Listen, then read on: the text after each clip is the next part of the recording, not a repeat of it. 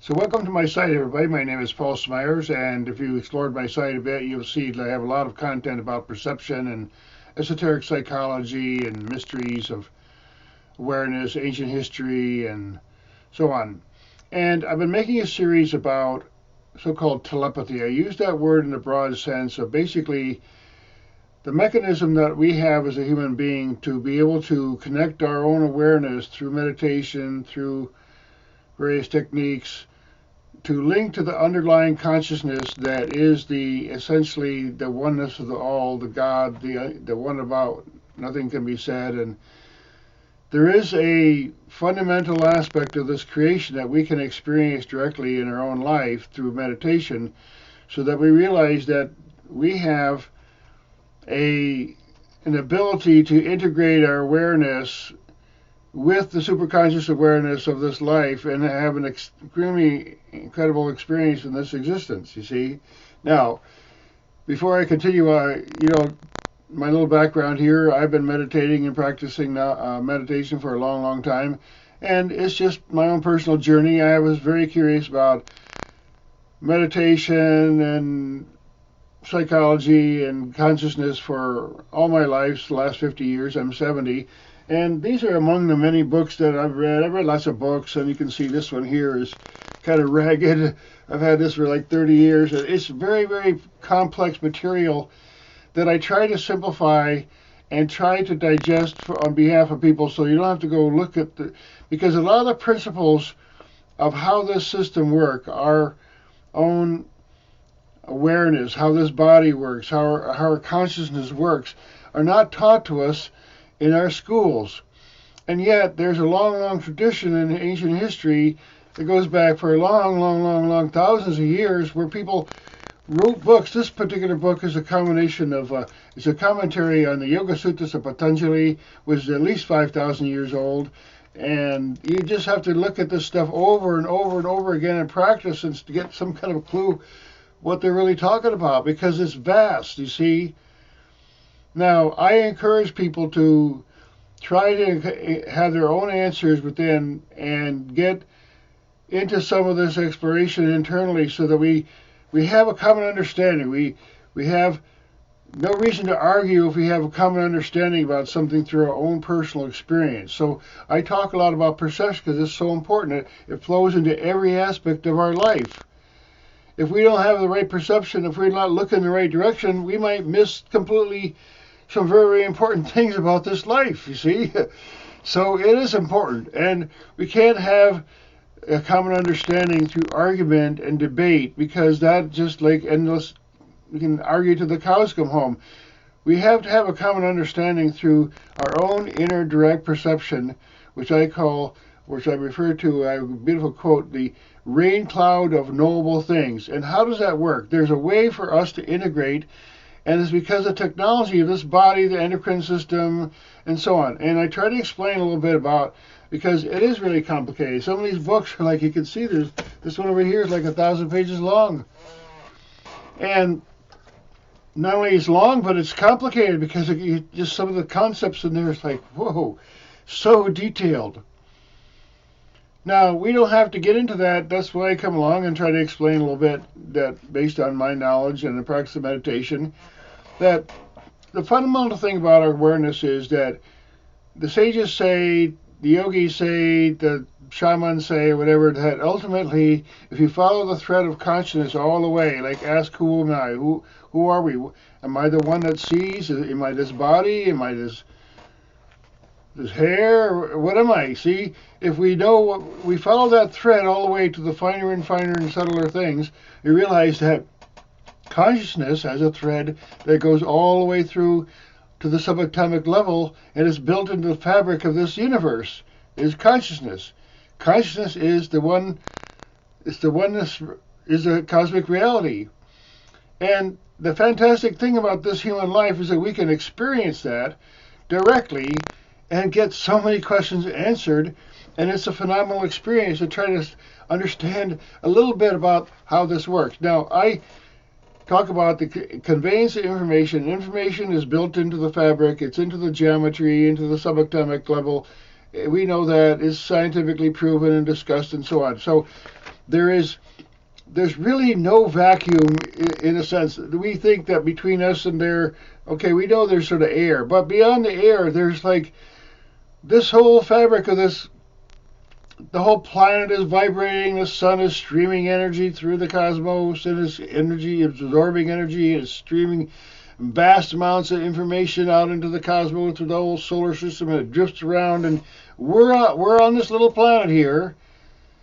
And if we turn our attention from outside to within just a little bit and get to the point of rest, the only way that we're going to understand consciousness is to get to the neutral place, the non-dual, simplest place of existence where there's really no thinking and there's really no identity in the normal sense of the word. That we have a manufactured identity, we sign our name, we comb our hair and all that, but we have this fundamental identity which we only understand and feel when we quiet the mind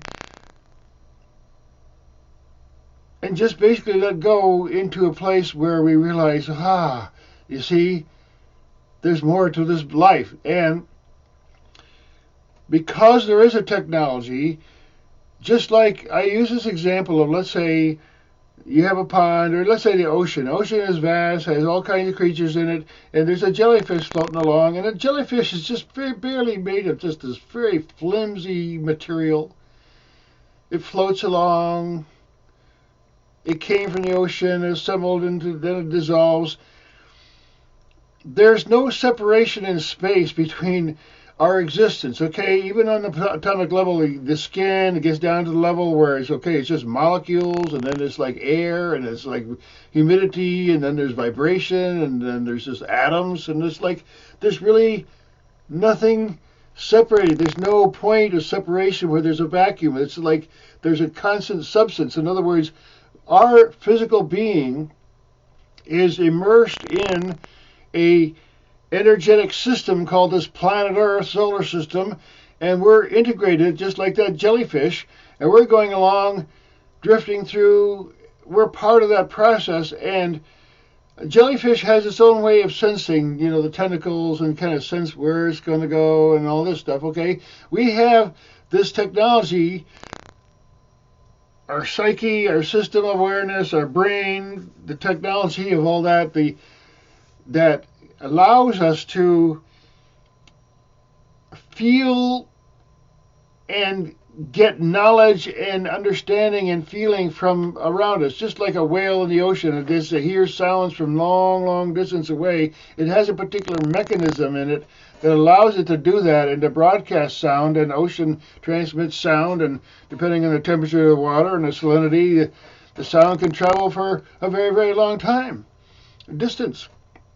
So the point I'm trying to make here is that to understand how does psyche work, how does consciousness work, is that there's a fundamental part of us that we need to understand consciousness not through an intellectual process. We can't think consciousness because thinking is one aspect of consciousness, but it's not by far it's even the most insignificant part of consciousness. We have a consciousness in our body that's like automatically digesting food and doing all the things that we need to do, to have done, maintenance, excreting, and so on. Constantly there's some kind of system going on. It's not a random system. Now, esoteric teachings teach that, look, you can go inside and you can start to get a feeling by silencing your senses a bit and coming to that point, just like floating on an air mattress on a beach. When we get immersed in the ocean of consciousness, just like the ocean, you can find quiet places of the ocean where, you don't have to deal with all the ocean at once. You just deal with some part of it. You practice meditation. We get into this. We don't need to know what's on the other planets or all that stuff, really. We don't need to go that far to have peace in our life and have a greater understanding of our existence, you see. Now, so I have an outline here of things I wanted to speak about here just in this, because there's a lot of material. I can't really, it's hard to really organize it in any kind of a official presentation. It's better to just sort of go by the flow and randomly put out some quotes and so on. I want to read you some quotes from this book here, and this one here I got in my hand, Esoteric Psychology, Volume 1. And basically just follow a little bit of a system here to kind of major understanding has to happen where, first of all, we're not this body, and our consciousness is linked all the way through from all our atoms all the way in, and we can discover that on our own experience through meditation, and there's many techniques have been taught. So that's the first principle I'm trying to make clear here, that we have to get our own answers through our own practice, and that trying to analyze our own awareness and our thought process by trying, it's like catching our elbow with our hand. Is that possible? You see, the way to understand consciousness is to be in the neutral state and first be an observer. A neutral observer, non-reactive, non-judicial perception. In other words, perception without reaction is like sitting still, physically, mentally still, so that just like in a pool of mercury, a vibration will just, like it's a liquid metal. Imagine a vibration going through water. Okay, water is a fairly solid substance, I mean, compared to air, of course. But when you have something like mercury or liquid mercury, the slightest amount of vibration will go through that. Now, there's many levels of so-called matter in this existence, okay? And there are microcosm and macrocosm, and by understanding a little bit about the principles of vibration, for example, a fish in a quiet pond, one day there's an absolute quiet pond, and then you throw a rock in it, okay? Now there's all this vibration going on. Same way with the ocean. The ocean is a material that's full of vibration and life of various kinds, and activity of various kinds and currents and so on. Similarly, that ocean of consciousness is the source of all. Everything comes and goes back into it, and permeates the entire thing. There's something on that level. People go the dark matter. I don't know if we can say that's really something like that. There's something obviously that holds this universe together. And in the traditional teaching of esoteric teaching, they call it the fire, air, earth, and water. And then the final one was ether. Now, without getting into a long discussion here, but ether is like a bowl. Let's say if you have a copper bowl, and you can put a fire in there, or you can put water in there, or you can have air in there, basically, or you can put, water and fire and anything in that bowl. There's 4 things you can put in the bowl, but then there's one container. You see, there's a material aspect of the universe, just like there's many different kinds of liquids, there's many different kinds of fire, there's various kinds of air and gases, and there's various kinds of earths and solids, okay?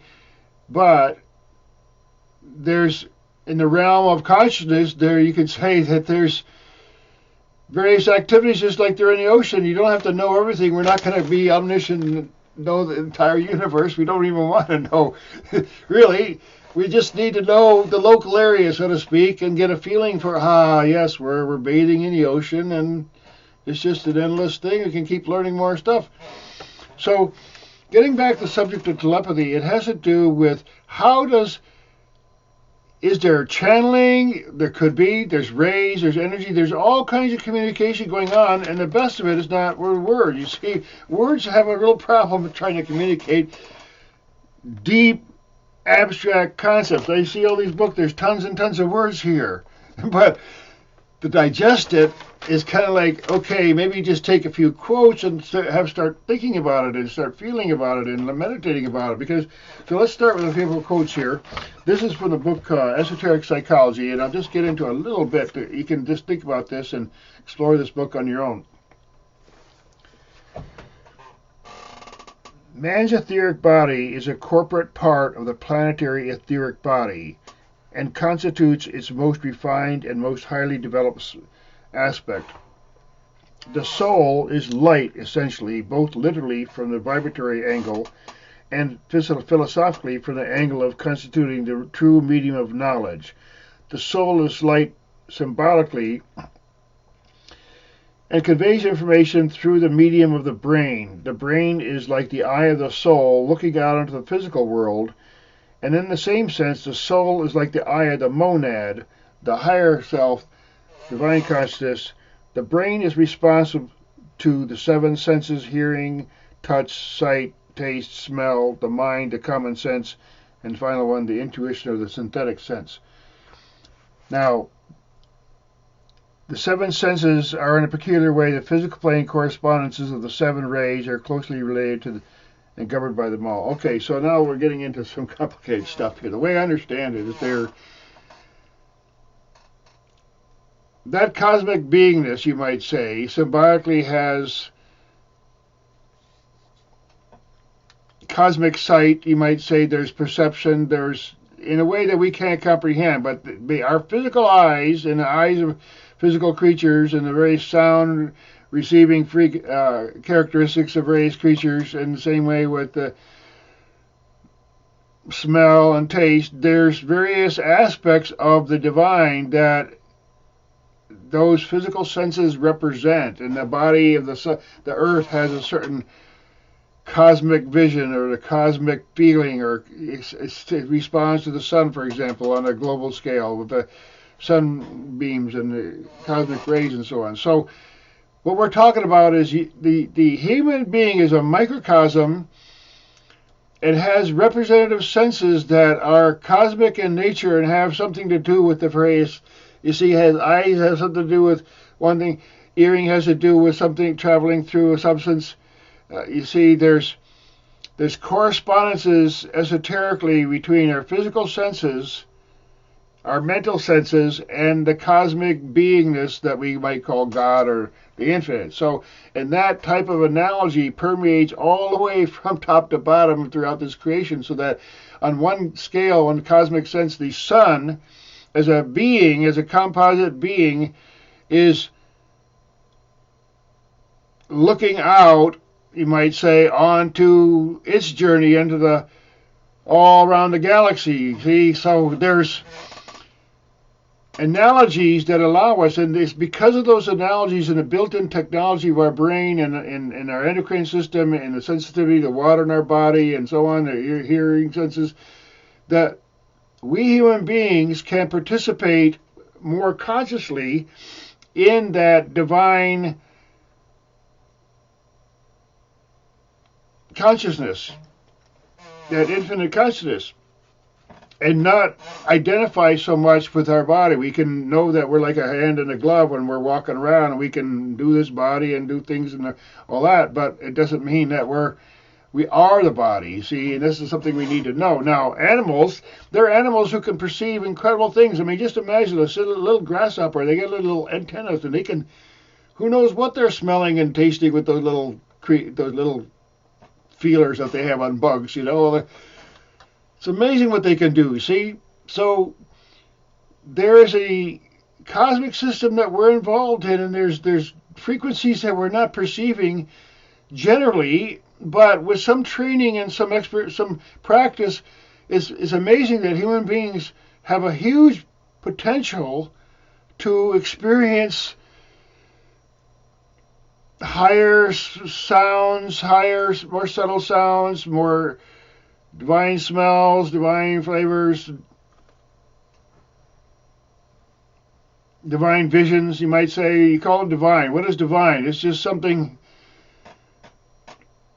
that's not typical, but it would be more typical if we learned. You see, we're not told these things when we're little, unfortunately. Now, I'll go through my little menu here and see if I've covered some of these things. Now, the conveying information is done through vibration and frequency. We all know that, and that we can tune in. We have the various tuning abilities and practice, and there's carrier frequencies that carry this energy throughout. There's tunes. That's why we use sounds. That's why we use music. We can call in. Music is another whole factor. Sound, I mean, you can literally invoke and call in joy beingness. There's a vibration that happens, and color happens, and whenever sound is produced, there's also color on some other level. See, downloading information through. I mean, there's a lot of discussion about whether a download is it coming from the Pleiades, or did it come from Lyra, or wherever. I mean, the thing is that information can be verified if it works. You see, if you hear some information and you say, "I'll put that in practice," and then you found, "Yep, it sure works. That must be true information. I don't care where it came from. Maybe it did come from the Pleiades, or maybe who knows where it came from, but it's valid information because it works." You see, or it has some relevance, and maybe it's scientifically,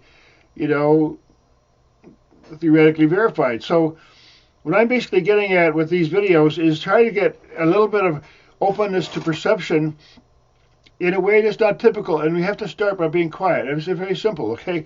There are people who have some phenomenal experiences, and it can shake up your whole life, honestly, but there's things you don't want to see, perceive, like ugly, horrible things. So you don't want to know those things. So we don't, typically, but there are really glorious things about this existence that we can experience, and part of it is, again, the love, that being able to share and convey and transmit back and forth in a loving way beyond words. That is one of the most important needs of a communication, so that we harmonize with each other. Because once we harmonize, there's different kinds of telepathy, which I'll talk about in one of these other videos. But there's heart to heart, there's mind to mind, there's soul to heart. There's, depending on what's open, how the clarity is. Because some people, you can get a good feeling as a communication, but it may not be articulated words. You may not be able to get precise words, but you can get like an instinctual ESP communication, or something like that. And then there's the other aspect of it, of psychic energy, which has to do with manifesting things, and I want to get into that in another video here. But right now we're talking about receiving and perceiving, and then we make our little so-called splash, like when a fish jumps in the water, it sends these ripples throughout the whole pond. When we do our prayers, and when we do our energy movements, and when we do our various activities, if we move in a harmonious way, then there's ways of, sort of like a magic, it sort of attracts to us.